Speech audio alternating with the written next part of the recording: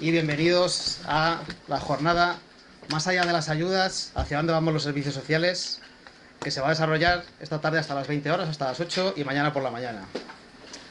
El objetivo de esta jornada, organizada por la Asociación Manifestados por los Servicios Sociales, en colaboración con la Asociación Cultural Crítica La Vorágine, es facilitar un marco de reflexión sobre la necesidad de preservar y fortalecer el sistema público de servicios sociales. El colectivo Manifestados por los Servicios Sociales comenzó a fraguarse en el verano de 2014 y posteriormente decidimos constituirnos como asociación hace exactamente 2 años. Surgimos con un grupo de trabajo para denunciar los cambios legislativos que iban a precarizar aún más nuestra labor profesional y la atención a la ciudadanía de Cantabria. Desde nuestra asociación reivindicamos para el sistema público de servicios sociales una financiación suficiente y sostenible y unas políticas sociales encaminadas a un reconocimiento pleno de los derechos subjetivos de ciudadanía que además garanticen una reducción de las desigualdades y un trato digno para las personas atendidas.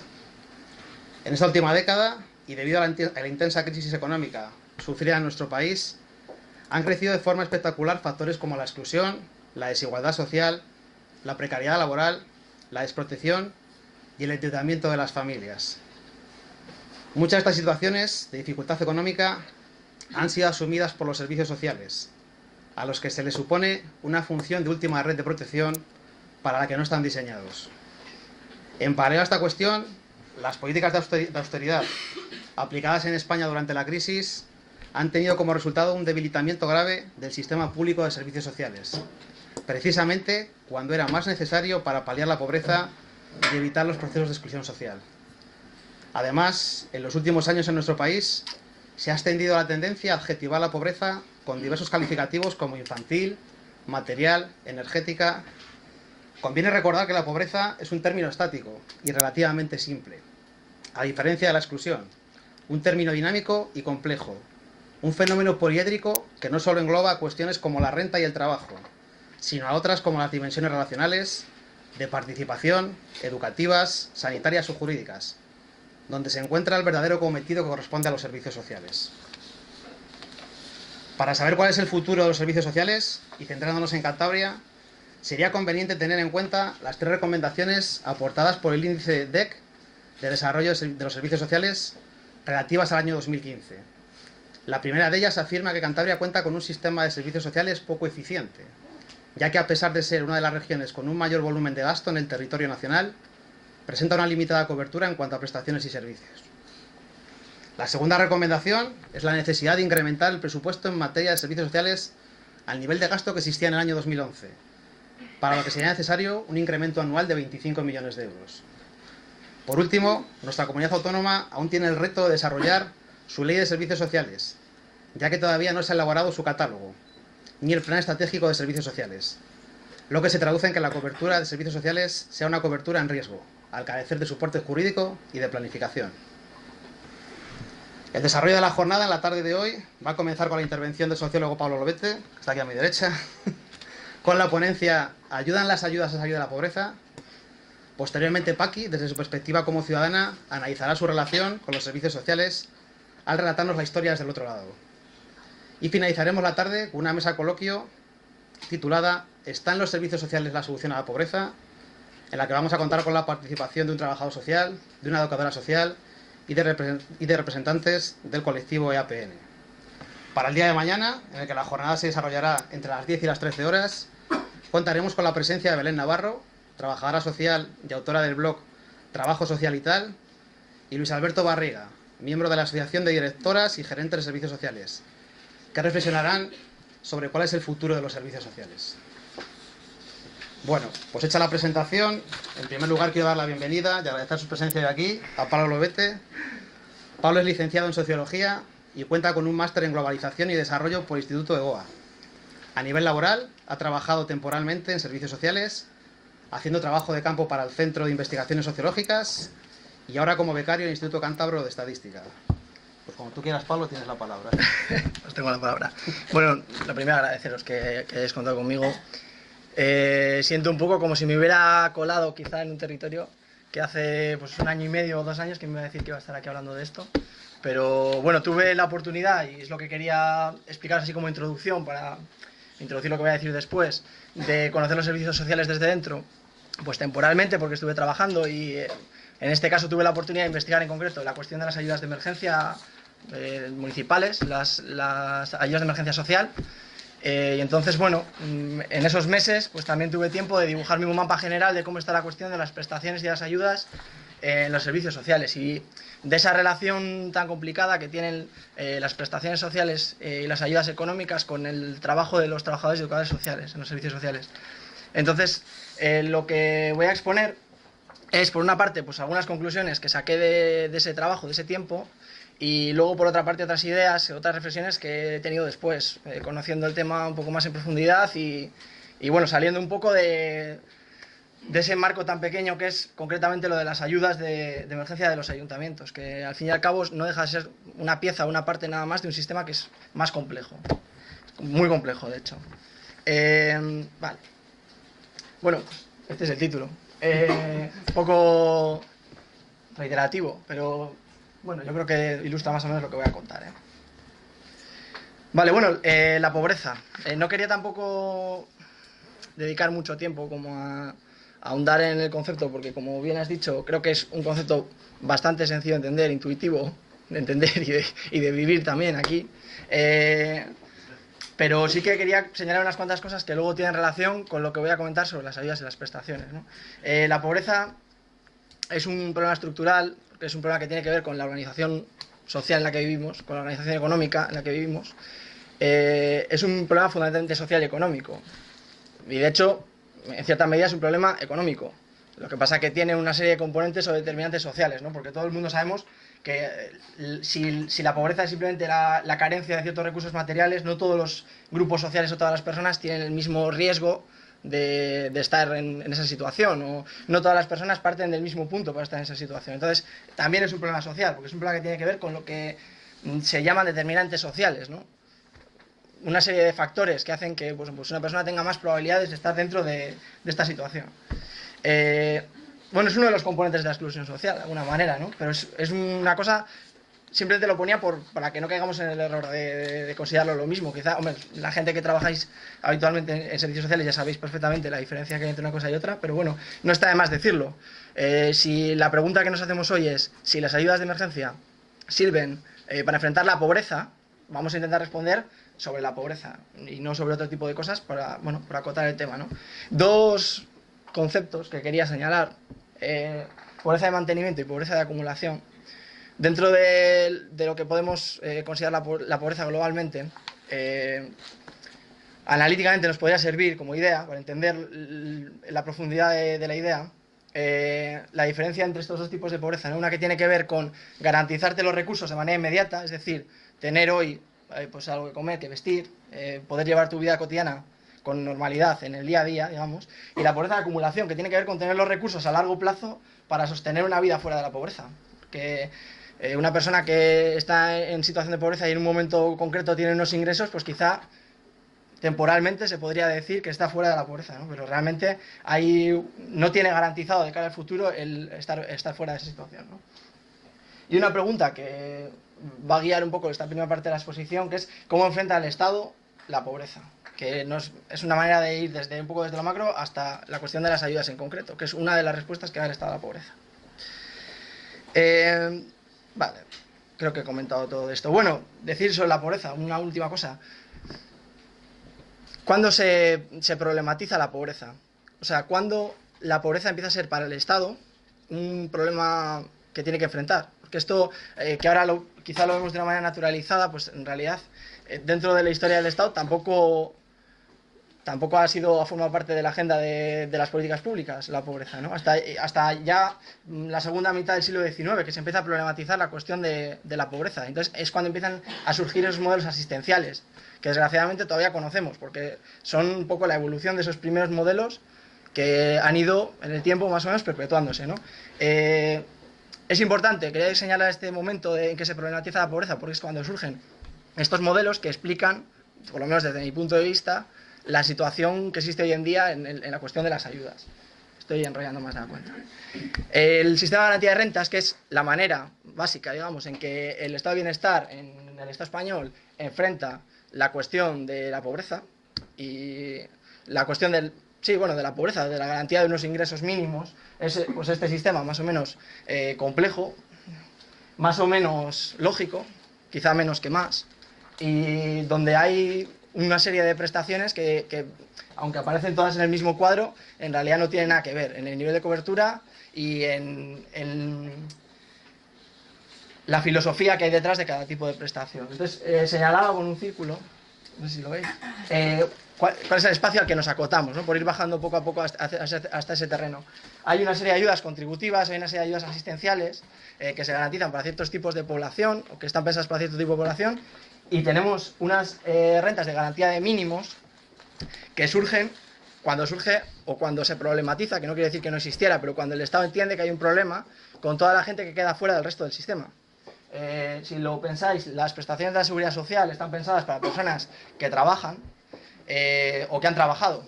Las prestaciones asistenciales están pensadas para personas que por diferentes motivos ya no pueden trabajar. Y las prestaciones de garantía de mínimos, que son las que vamos a tratar hoy en gran medida, son las que surgen para la gente que en teoría está en edad de trabajar. Pero, claro, hay un problema social detrás, que el Estado es consciente también de que hay un problema que no depende de la voluntad individual de cada uno el hecho de estar en esa situación, sino que realmente hay un problema social que hay que enfrentar. Y lo enfrenta pues a su manera, estableciendo esta serie de prestaciones o de ayudas en origen, ¿no? Bajando a la garantía de rentas mínimas. Quería también como dibujar un pequeño mapa de cómo es la garantía de rentas mínimas, concretamente en nuestra comunidad autónoma, ¿no? Con este gráfico así como un poco raro, pero que en realidad representa en cuantía total, o sea, lo que supone de inversión o de gasto en las diferentes prestaciones o ayudas, cuánto representa cada una. Porque, bueno, quizá es una manera también de entender qué importancia tienen unas y otras, por lo menos a nivel cuantitativo. Luego tiene importancias diferentes porque son diferentes, ¿no? Como vemos aquí, pues la pieza fundamental del sistema de garantía de ingresos mínimos es la renta social, que es algo que, bueno, yo creo que la mayoría sabemos, ¿no? Con sus características, sus peculiaridades, digamos. Me gustaría señalar que hay dos niveles de garantía. Por un lado, que todo se puede entender como parte del mismo sistema, hay dos niveles de garantía. Por un lado, las prestaciones garantizadas, y por otro lado, las prestaciones no garantizadas. Este es una idea teórica, pero que tiene implicaciones en la práctica, o debería tener implicaciones en la práctica. La renta social básica y las prestaciones económicas de emergencia social, que son las que aparecen en amarillo o algo así, que son las que dependen del gobierno de Cantabria, en teoría, según se desarrolla en la ley de 2007, según está escrito en la ley de 2007, son prestaciones garantizadas. Esto quiere decir que una persona tiene derecho a solicitar esa prestación y se le tiene que conceder si cumple los criterios para que se le conceda la prestación, es decir, si tiene derecho a ella. Y tiene una lógica de derecho subjetivo, vamos a entrecomillarlo, y ya hablaremos también después de ello. Y las ayudas de emergencia, que fue, bueno, con lo que tuve que tratar en ese momento en el ayuntamiento, y que son prestaciones, no son prestaciones, son ayudas que no están garantizadas. ¿Qué quiere decir que no están garantizadas? Que están sometidas a lo que marque el presupuesto. Si hay un presupuesto de 100.000 euros para ayudas de emergencia, pues 100.000 euros cuando se gasten, se acabaron las ayudas, ¿no? Y puede ser cuando sea, eso. Entonces, es una concepción diferente. Ya, aparte de que en la práctica sean diferentes, la concepción de la que parten, digamos, la idea de base de la que parten, ya es una idea diferente. Están en diferentes generaciones, digamos, en este ámbito. Vale. Bueno, caracterizando rápidamente la renta social, ¿no? Lo hemos dicho, es la principal prestación garantizada. Bueno, he añadido la definición que da en la ley de 2007 de Cantabria sobre la renta social. ¿Qué problema tiene la renta social, ¿no? Que vamos ya por empezar a enfocarlo, que en realidad es casi como ir ya a la conclusión de mucho de lo que voy a decir. La renta social tiene un problema básico, que es que tiene una cuantía insuficiente. Ese es uno de los problemas de la renta social. Aparte de tener una cuantía insuficiente, aparte de tener una cuantía insuficiente, tiene una serie de requisitos. Por ejemplo, un tiempo de estancia mínima en Cantabria para que te concedan la renta social. Esto, hombre, lo de la estancia ininterrumpida es más o menos común a todas las rentas de garantía de ingresos, o como lo queramos llamar en el Estado español. Sabéis, me imagino que la mayoría sabéis que es la renta social básica y otras rentas de garantía de ingresos de este tipo son de competencia autonómica. Entonces, cada comunidad autónoma tiene su propio sistema con diferentes nombres, ¿no? En este caso de renta social básica, yo que sé, el País Vasco, la RGI, diferentes comunidades de diferentes tipos. Aparte de diferentes nombres, tienen diferentes características. Y la que nos ha tocado, por así decirlo, que no es que nos haya tocado, que es la que tenemos que vivir, es la renta social, ¿no? La renta social tiene una cuantía insuficiente, que para una persona, si no me equivoco, son 430 euros al mes, ahora mismo. Entonces, claro, te planteas, hombre, son ayudas que en teoría deberían, o sea, son prestaciones que en teoría deberían sacar a la gente de la pobreza. Es un poco ingenuo decir esto, ¿eh? Pero cuando lo ves realmente, el umbral de la pobreza está muy por encima de lo que cobra una persona que cobra la renta social básica. O sea, una persona que cobra la renta, una sola persona que cobra la renta social básica en el hogar, al año ingresa en torno a 7.100 euros, ingresaría, al año. Eso está muy por debajo de lo que se establece como el umbral de riesgo de pobreza, que son 17.000 euros al año. ¿Qué ocurre? Perdón, ese es en el caso de una familia, son 8.000 y pico euros al año. ¿Qué ocurre en el caso de una familia? Que es a donde iba ahora. Una familia de 2 hijos tampoco alcanza, una familia con 2 cónyuges y 2 hijos también se queda bastante lejos de la cuantía del umbral de la pobreza, que son 17.000, que se quedan muy de lejos.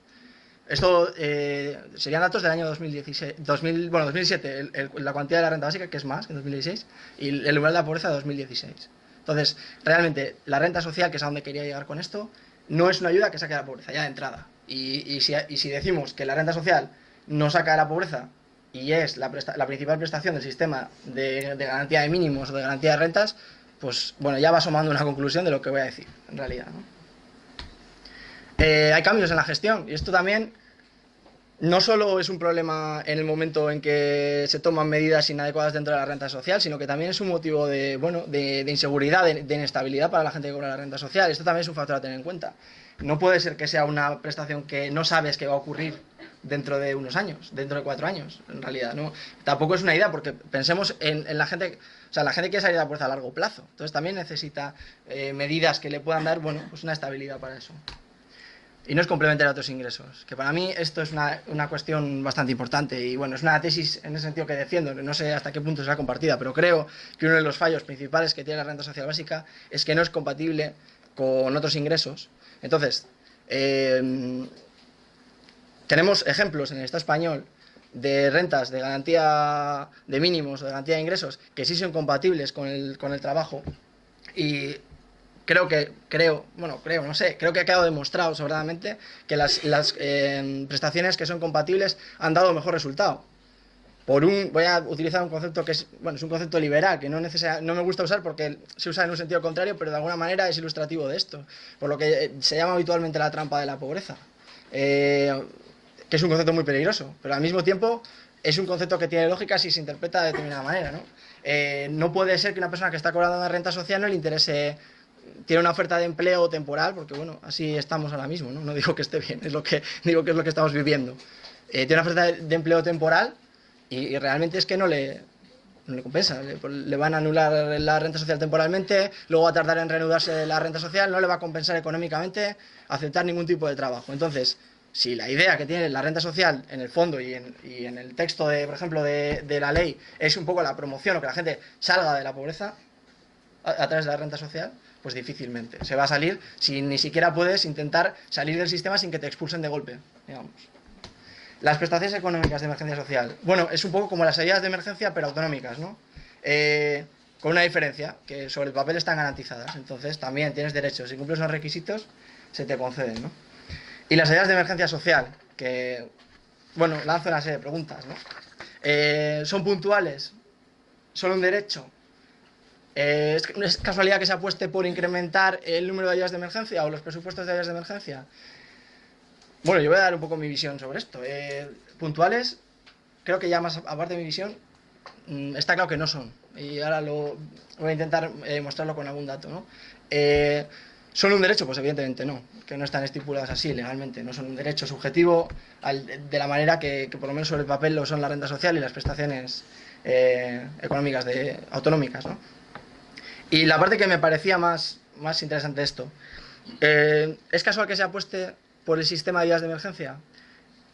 y esto, mientras estaba estudiando el sistema de ayudas en el ayuntamiento, es una idea que me planteé, pero no tenía clara. Pero cada vez estoy más convencido de la idea de que no es casual esta idea. Tampoco quiero decir como que haya una especie de conspiración extraña, pero tiene una explicación. Las ayudas económicas municipales tienen una ventaja desde el punto de vista de una persona que está gobernando, o lo que sea, ¿no? Gestionando el dinero público. Es que no te comprometen, porque en realidad son ayudas que se definen en base a un presupuesto anual. Entonces, puedes establecer unas cuantías, unas ayudas y dar en función de lo que tienes ese año. Pero son ayudas que al año siguiente, si el presupuesto tienes que ajustarlo, lo ajustas. Y el sistema se autorregula pues, para que haya menos ayudas, ¿no? Y luego, el otro problema que hay en las ayudas de emergencia, bueno, que están limitadas a nivel presupuestario y eso implica que las cuantías pues, también van a variar en función del nivel presupuestario, y eso también voy a intentar ilustrarlo con algunos datos, ¿no? Por lo menos con alguna tabla. ¿Qué problema hay con el tema de las ayudas de emergencia? Volviendo a la cuestión de si es una casualidad. Desde mi punto de vista, en Cantabria hay una lógica que no sé si se podría denominar, es algo así como si la política social estuviera en un piso de alquiler, entonces tienes que intentar construir una política social como si quizá mañana te tuvieras que marchar.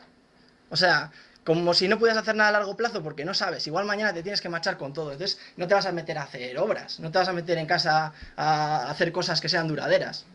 Intentas ir haciendo, bueno, pues pequeños apaños y tal, porque como cualquier día vas a tener que desmontar todo, y esa es la lógica que es peligrosa y que creo que está detrás de todo este sistema, bueno, que tiene sus carencias y que parte de las carencias creo que es esa. ¿Es un problema de valentía? Pues hombre, desde mi punto de vista, la valentía no quiero creer que no, aquí no sé, la gente que gobierna Cantabria no es menos valiente que la que gobierna en otros sitios, pero quizá es una cuestión de cultura política.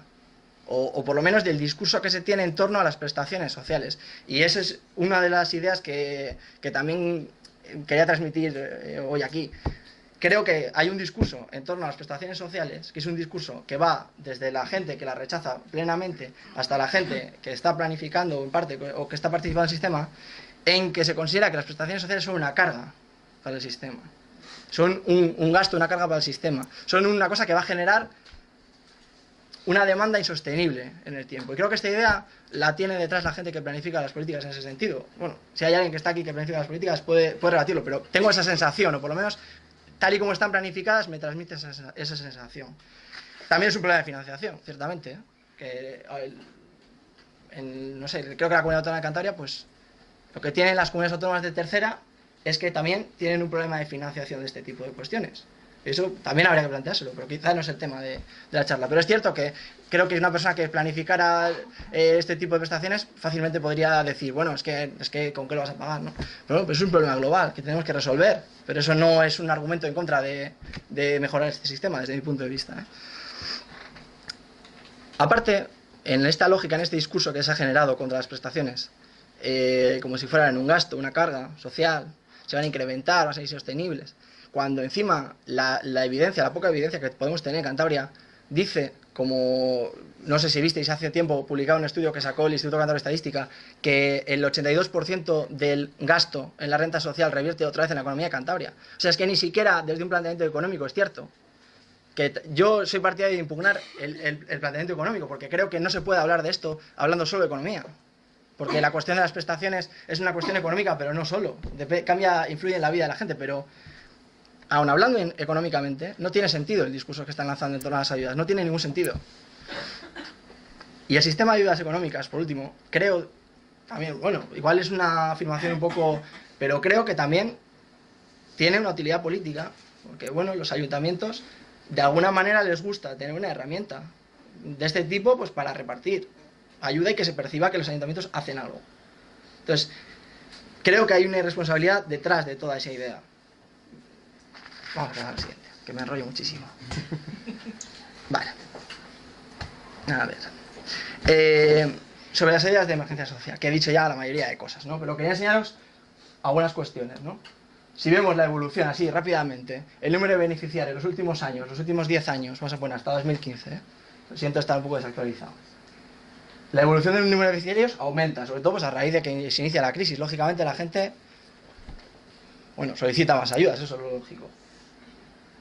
Ojo con la naranja. Las naranjas son las prestaciones económicas del Gobierno de Cantabria. He dicho antes que están garantizadas.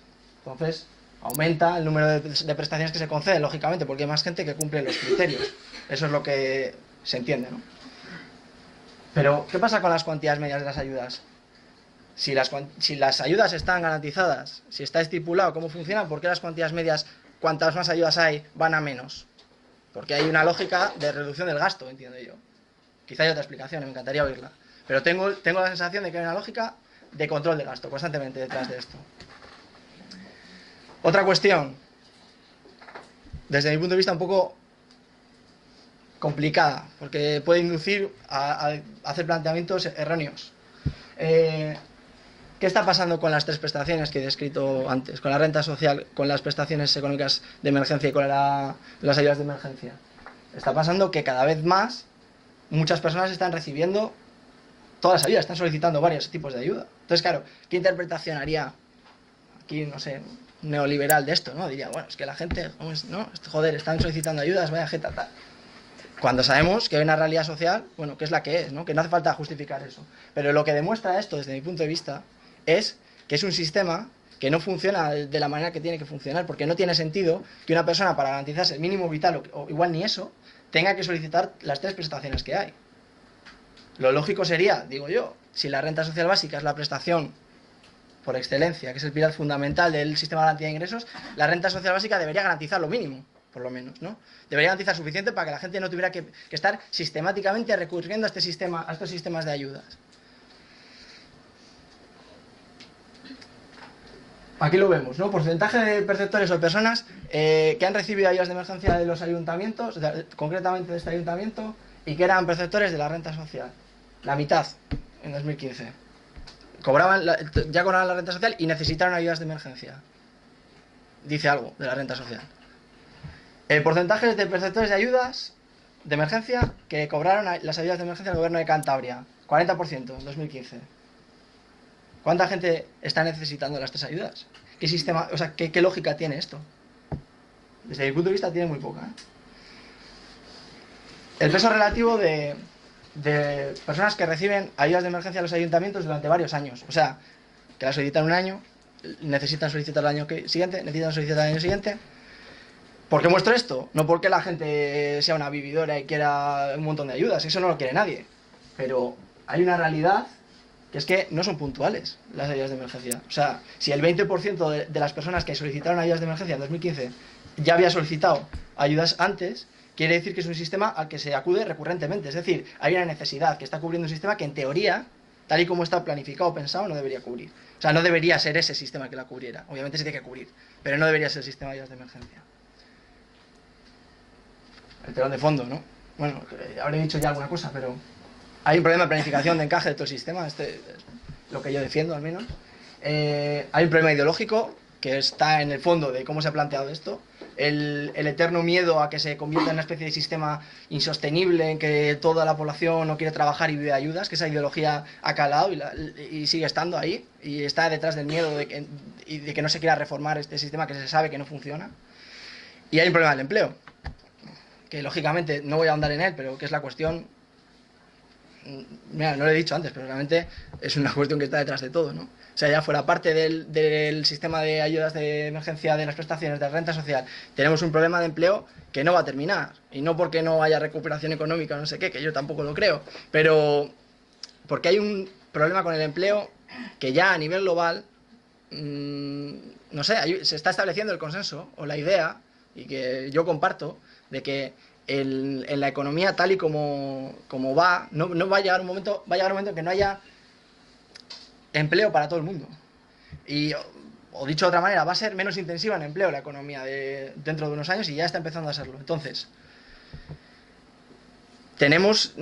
partimos ya de la situación de que hay que generar una alternativa al nuevo paradigma que se nos viene, si queréis, o la nueva situación que se nos viene. La situación va a venir, no va a haber empleo para todo el mundo, y ahí hay diferentes recetas, diferentes consideraciones sobre lo que hay que hacer, pero lo que desde mi punto de vista no se puede hacer es enfrentar una situación nueva intentando como estirar este sistema de diferentes tipos de ayudas que no funciona.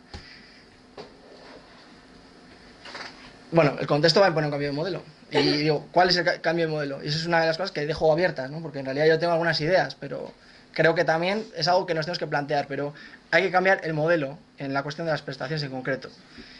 Y bajando a los servicios sociales. Igual me estoy extendiendo mucho. Vale. Bajando a los servicios sociales. Bueno, al hipotético cuarto pilar, ¿no? Se comete un error de base cuando se desarrolla todo este sistema de prestaciones, que dicen, bueno, ¿y quién gestiona este sistema de prestaciones? Y se embarca en esto a los servicios sociales y llegamos hasta la situación que tenemos ahora. ¿Por qué se embarcan los servicios sociales en esto? Pues porque había detrás una lógica, bueno, por muchas cosas, pero había detrás también una lógica asistencialista anterior, que tiene el asistencialismo en esa lógica de servicios sociales, desde mi punto de vista, tiene dos elementos importantes, por lo menos que son ilustrativos de hasta qué punto sigue permaneciendo, que es la selectividad y la integralidad. O sea, la selectividad en el sentido de que los servicios sociales están pensados, tal y como están diseñados ahora, para trabajar con pobres, como si el objetivo de los servicios sociales fuera la gente sacarla de la pobreza, cosa que, bueno, obviamente no defiendo por todo lo que he dicho antes. Y la integralidad en el sentido de que parece que tienen que resolver problemas de muchos ámbitos. O sea, tienen que resolver integralmente los problemas de la vida de la gente que en realidad tiene problemas económicos para afrontar diferentes gastos. Por ejemplo, tiene que afrontar los gastos médicos, tiene que afrontar los gastos de libros, tiene que afrontar los gastos de... ¿no? Hay ese sentido de integralidad. ¿Por qué? Porque no se afrontan desde otro sitio, obviamente.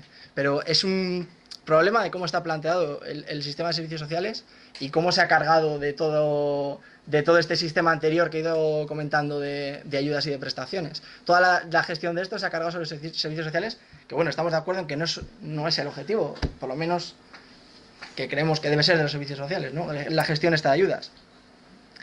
Entonces, yo también vi una cosa cuando tuve ocasión de conocer el tema en los servicios sociales aquí en Santander. Tengo la sensación de que los servicios sociales tienen un problema con respecto a las ayudas, más allá de la carga de trabajo. Supongamos que el sistema de ayudas se desvincula de los servicios sociales, cosa que a mí me parece razonable, por cierto. ¿Qué pasa con el funcionamiento de los servicios sociales? O sea, ¿qué transformación tienen que vivir los servicios sociales? Porque realmente es cambiar la rutina de trabajo, los ritmos de trabajo completamente. Y entonces, no sé, quizás es como por lanzar ahí una idea, ¿no? Pero me parece que hay un poco un problema de identidad en los servicios sociales en ese sentido. Porque, aunque creo que los trabajadores, las trabajadoras y hogares sociales tienen una idea bastante clara de lo que deberían hacer y no están haciendo por la situación en que está este tema de las prestaciones y las ayudas, en realidad es un sistema que se ha mantenido durante tanto tiempo que también yo me planteo unos servicios sociales, me gustaría luego saber vuestra opinión respecto a esto, ¿no? Pero me imagino unos servicios sociales sin tramitación de ayudas, sin la herramienta de las ayudas y, hostia, creo que hay como una lógica casi de reaprendizaje en parte, como de por lo menos de mirar atrás, de volver casi a la formación, a los... Que yo veo que como en los discursos de los trabajadores sociales y educadores sociales era algo recurrente, ¿no? Como esa alusión a lo que realmente era la formación o la vocación de la gente, que luego acabó pues, en un sistema completamente diferente, ¿no? Pero volver a esa vocación me parece que es casi reinventarse, lo cual no le quita sentido, ¿eh? Y yo, desde mi punto de vista, no tiene mucho sentido que las prestaciones sociales se tramiten, o sea, se gestionen desde servicios sociales. Y creo que, bueno, sería un reto importante, pero que creo que, bueno, también sería problemático. Tengo la sensación de que hay gente que ya trabaja en base a esas herramientas, o quizá casi se ha socializado en su trabajo en base a ese tipo de herramientas. Entonces, es un reaprendizaje. Me parece interesante, pero me parece también, bueno, va a ser una tarea complicada si realmente esto se hace. Yo espero que sí, porque creo que puede ser mucho más interesante, pero es una tarea complicada. Vale.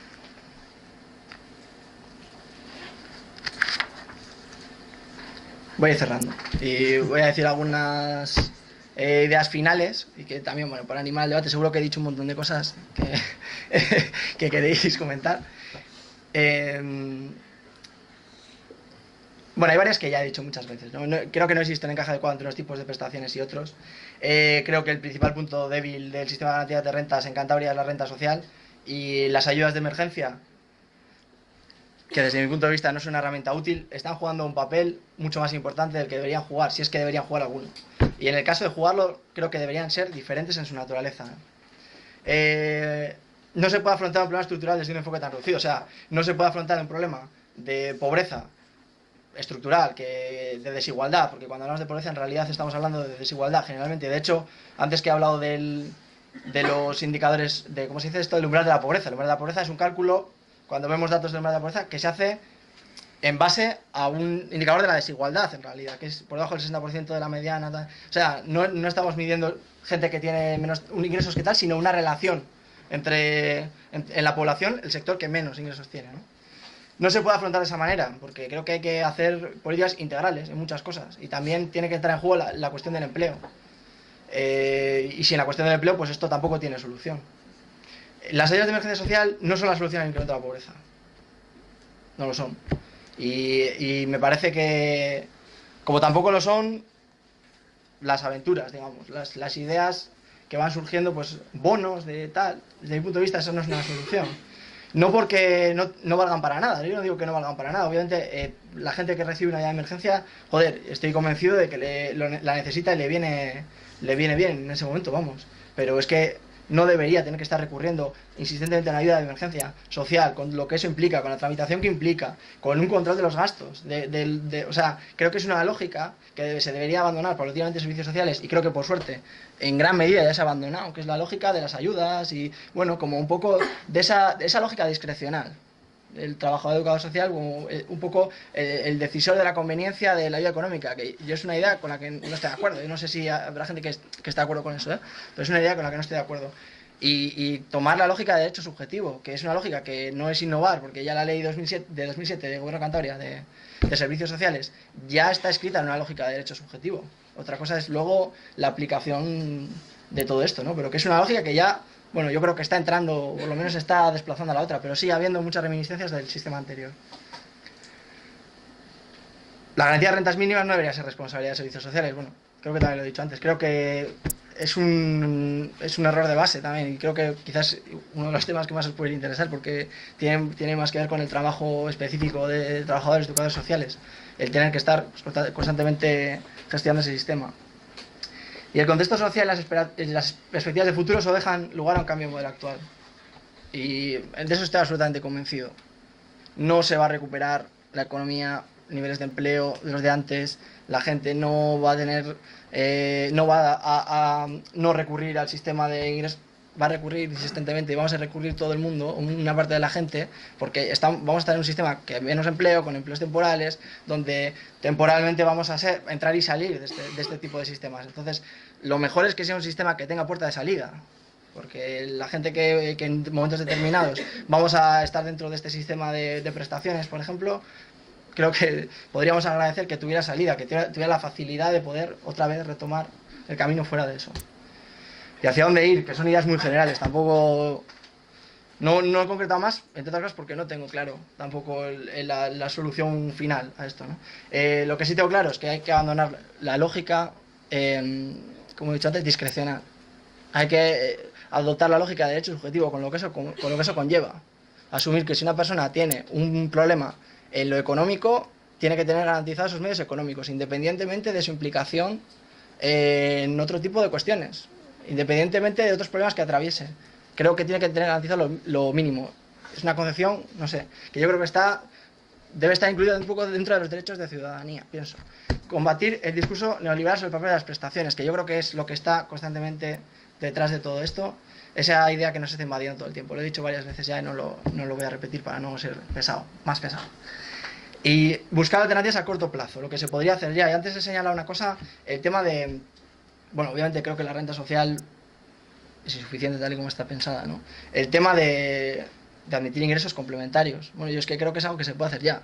Que la renta social básica tenga una cuantía superior y tenga una cuantía que sea compatible con tener ingresos. Hasta cierto punto, lógicamente, pero que sea compatible con tener ingresos. Esto no es una idea loca, o sea, que es una idea que se está aplicando en otras comunidades autónomas, en otra comunidad autónoma, al lado. Y además, que creo que ha quedado demostrado que en gran medida funciona, con sus carencias, obviamente, porque no es un sistema perfecto. Y desde mi punto de vista, debería ser un sistema transitorio hacia otra cosa. pero es un sistema que funciona mejor. Y yo creo que tampoco hace falta... Creo que esto, la gente que tenga la responsabilidad de planificar la renta social lo sabe en Cantabria. Pero falta el dar el paso realmente a algo que, bueno, que contribuya a sacar de la pobreza a la gente. Creo que es una de las maneras. Y es el momento de plantearse una alternativa a medio y largo plazo. Fuera parte de este tipo de cuestiones, creo que hay que plantearse otro papel diferente. En el futuro casi inmediato, los servicios sociales deberían jugar otro papel diferente. Y todo este sistema también debería ser diferente, estar integrado en medidas más amplias. Vamos a vivir una transformación social del mundo del trabajo que va a generar nuevos problemas sociales, va a ahondar en problemas sociales que ya existen, y creo que ahí el Estado, en este caso también la comunidad autónoma, tiene que tener un papel importante. Si no tiene un papel importante en esa transformación, vamos a un sistema, bueno, que ya os podéis imaginar, pero que es toda esta lógica del sistema de garantía de ingresos en Cantabria, creo que no es capaz de responder a la nueva situación. Eso es lo que pienso realmente. Ya está aquí mi exposición. Creo que he tratado muchas cosas, ¿eh? Y además como que voy saltando y me repito y tal, pero bueno, espero que más o menos haya captado lo que quería decir y que me digáis lo que opináis, ¿eh? Sí. Quizá... Abrimos un turno de preguntas ahora para aclarar la exposición de Pablo. Quien tenga alguna cuestión, alguna duda. No solo para aclarar, ¿eh? O sea que...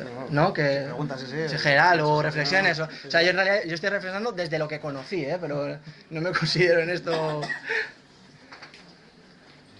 Pues mira, yo te preguntaría una cosa. Yo estoy de acuerdo contigo en todo lo que has dicho, o sea, porque esos planteamientos los llevo a cabo con la trabajadora social que me asiste a mí, yo creo que casi todos los días que hablamos. Pero ¿para qué quedarían, según tú, los servicios sociales? Que les dejado esa pregunta muchas veces, si no solamente para tramitar prestaciones, que yo estoy de acuerdo contigo que no tienen que hacer solo eso. Hombre, la verdad es una pregunta para trabajadores sociales, porque además lo explicáis... Es que lo explicáis mucho mejor que yo. Dilo tú y luego seguro que ellos lo dicen también. Pero Bueno, creo... más ideas. Los trabajadores sociales, desde mi punto de vista, tienen un papel relevante en la cuestión de la exclusión social, que va más allá de lo económico. Y también en la dinamización, digamos, de la vida colectiva de las comunidades. O sea, lo que comúnmente llamáis trabajo comunitario, que me comenta en la cabeza, ¿no? Porque siempre se alude como al trabajo comunitario, con un poco la idea que está detrás de lo que debería ser el trabajo social. Y creo que, en parte, es esto. La verdad, me gustaría que contestara... Yo creo que tú lo has comentado también. A veces para volver a darle sentido a las cosas hay que volver a los orígenes y volver a recuperar, digamos, las cuestiones básicas de las profesiones que hoy están presentes en los servicios sociales. Trabajadores sociales, educadores, integradores sociales, psicólogos, sociólogos, tenemos que volver a reflexionar sobre cuál es nuestra función, ¿no? Pero creo que hay muchísimas alternativas, luego podemos ir viendo algunas, que tienen que ver con la atención individual, con la atención grupal y con el desarrollo comunitario.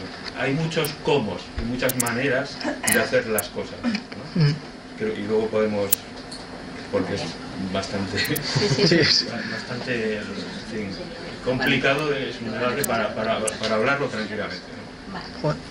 Una cuestión por añadir un poquito a lo que dices. A nivel nacional, a nivel de la estructura poblacional de España, bueno, aquí esto sabrá más Pablo con tendencias demográficas, la mayor generación de España, que va a ser anciana, va a acabar el año 2050-2060, va a tener que ser cuidada por la menor generación de España. Ahí hay un reto para los servicios sociales, se quiere explotar. La ley de dependencia, pues gracias, se ha quedado el esqueleto, se ha quedado a medias. Puede ser discutible que fuese una buena medida o no, pero hay un reto de aquí a 4 décadas impresionante, sobre todo el 2030-2050. Y creo que eso es un papel que los servicios sociales pueden ocupar y deben ocupar. Y también en paralelo a eso, para reducir el gasto sanitario, porque el modelo sanitario ahora mismo tampoco sería sostenible. Por dar un dato, a lo sanitario, un paciente, generalmente un enfermo, el 70% del gasto sanitario se lo lleva en los últimos 6 meses de su vida en cuidados paliativos. Ese modelo es insostenible. Entonces hay que sacar cuestiones del modelo sanitario que pueda cubrir el mundo social. Y tienen que cubrir también, en relación a la exclusión, ya que decías la cuestión sanitaria, la falta de redes de apoyo que tiene la gente, que también, bueno, ya está más o menos comprobado, ¿no? El papel que tiene la exclusión en la cuestión de la salud, ¿no? Realmente la diferencia, las desigualdades en salud que hay entre personas que tiene una red de apoyo, que no quiere decir una red de médicos alrededor, ¿no? Sino una red de personas que les puedan asesorar, ayudar. Creo que también realmente hay un papel en la reducción de desigualdades, y es un papel que el sistema sanitario en principio no va a hacer, entiendo. Y que es importante, ¿eh? Porque al final es la diferencia incluso entre años de vida, ¿eh? Si se ven datos globales de desigualdades en salud, lo que tiene que ver con lo que se denominaría el capital social o las redes de apoyo social que tienen las personas, la diferencia tanto en años de vida con cierta calidad de vida como en años de vida totales, pues está ahí, y eso yo creo que también tiene un papel, desde luego. Además, yo, abundando un poquito en lo que decías, el tema de las prestaciones económicas dentro del sistema de servicios sociales, y tal y como está planteado en el momento actual, genera un modelo de atención muy claro que rompe otros modelos de atención que tienen más que ver con la promoción, con la orientación, con el apoyo, con el acompañamiento a las personas. Entonces, si la imagen que se da de los servicios sociales es la de tramitadores, la gente irá a los servicios sociales a pedir cosas. Es una dependencia mutua. Entonces, esa es la lógica que efectivamente tenemos que romper. Probablemente desde muchos escenarios, ¿no? y desde muchos profesionales, pero también desde la política y tal. Y desde luego, en general, tal y como está planteadas las cuestiones de prestaciones económicas, lo que generan son dependencia y cronicidad. Es decir, todo lo contrario de lo que se pretendía como objetivo dentro del sistema de servicios sociales, que es la promoción de la autonomía. Entonces, creo que este es un debate necesario, pertinente y urgente.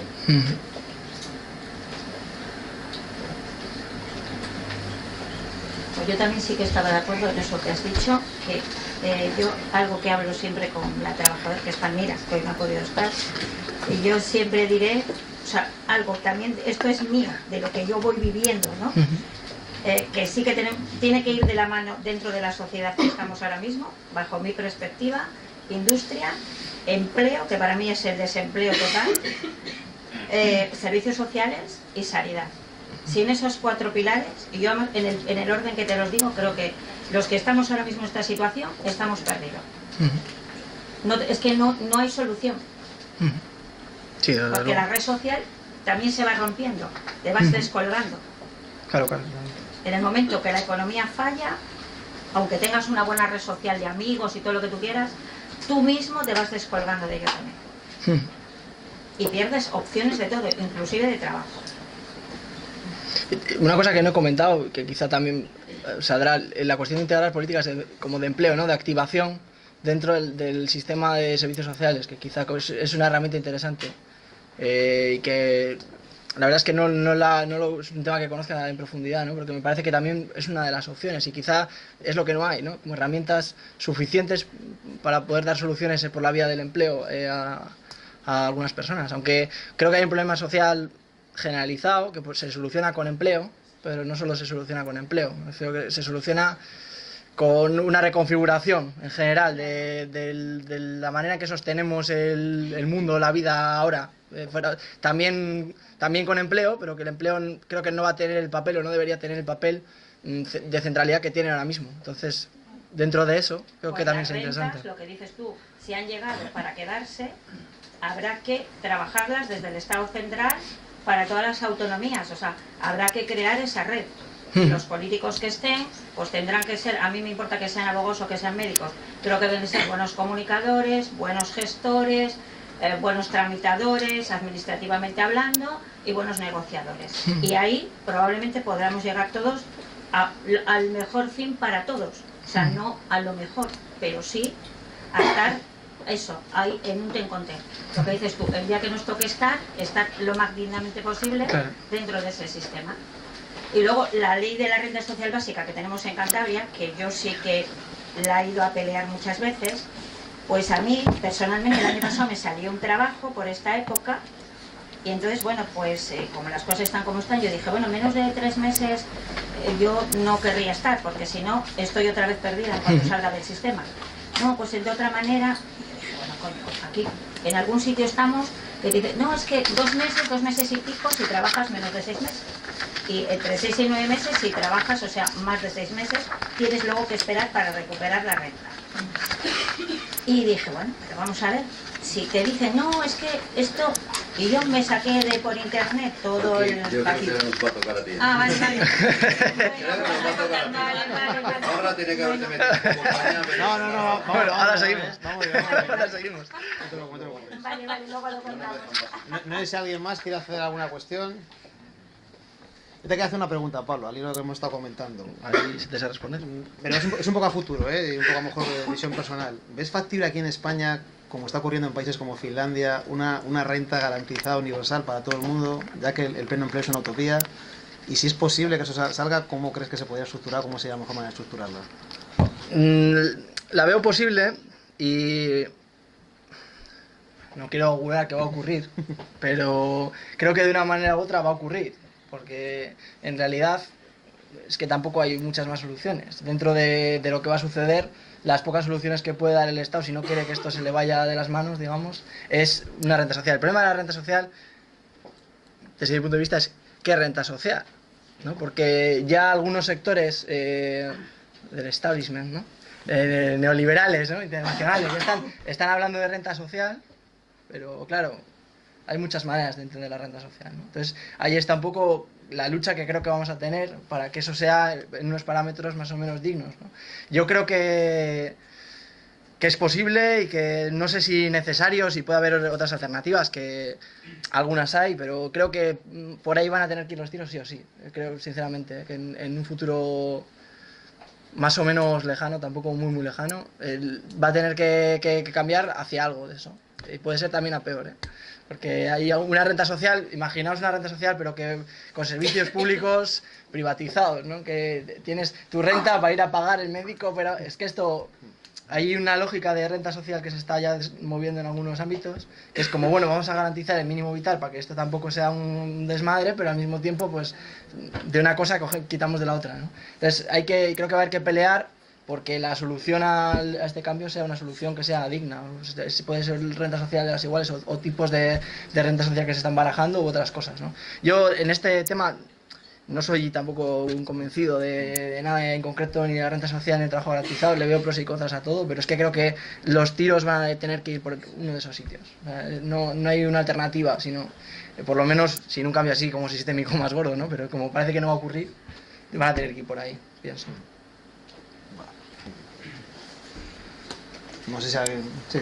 Lo que has comentado, en la primera legislatura de Zapatero ya se planteó en el Congreso de los Diputados una renta básica independientemente de los ingresos que tenga la persona.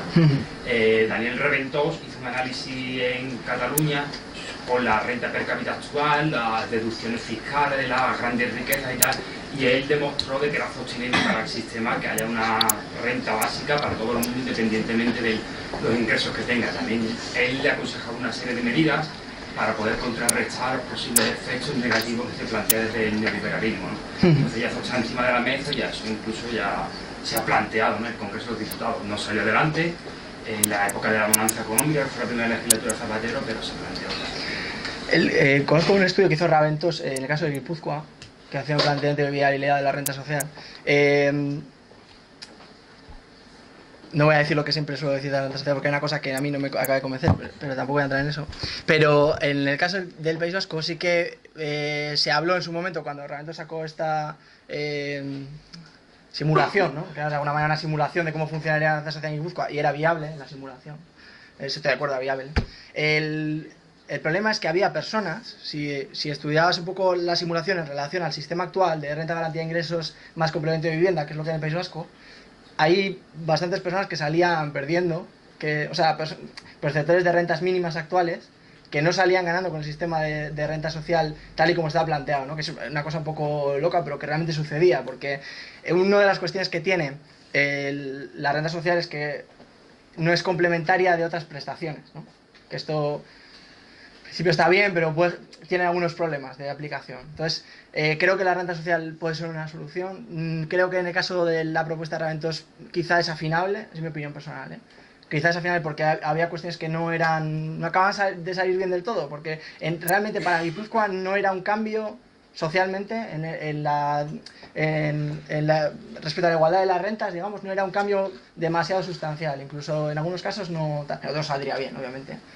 Luego habría que ver en otros lugares, porque también es una característica muy concreta. Está claro que aquí una renta planteada de ese tipo iba a mejorar las condiciones de la renta que tenemos sin ninguna duda, ¿eh?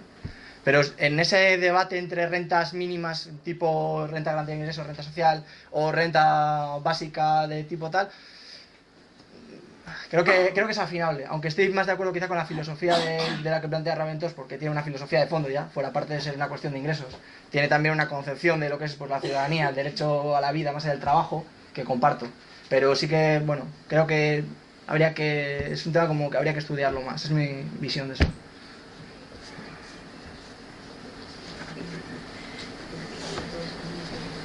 Bueno, si no hay ninguna cosa más, un aplauso a Pablo por la intervención.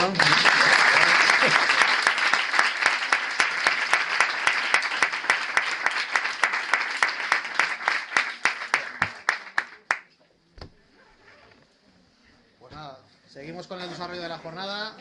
Damos paso a Paqui, como hemos presentado al comienzo, que nos va a contar su historia con los servicios sociales, su relación, y nos va a relatar su historia desde el otro lado. Y a Paqui la va a acompañar Tino, que es educador en el Ayuntamiento de Santander. Educador social. Bueno, seis sociales. ¿Y dónde me pongo, Tino? Pues, ¿Ahí en medio? sí. ¿Ahí en medio?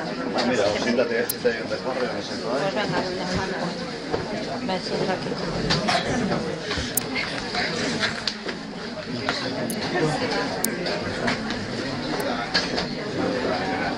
Hay una pila de gente, ¿no? Pila de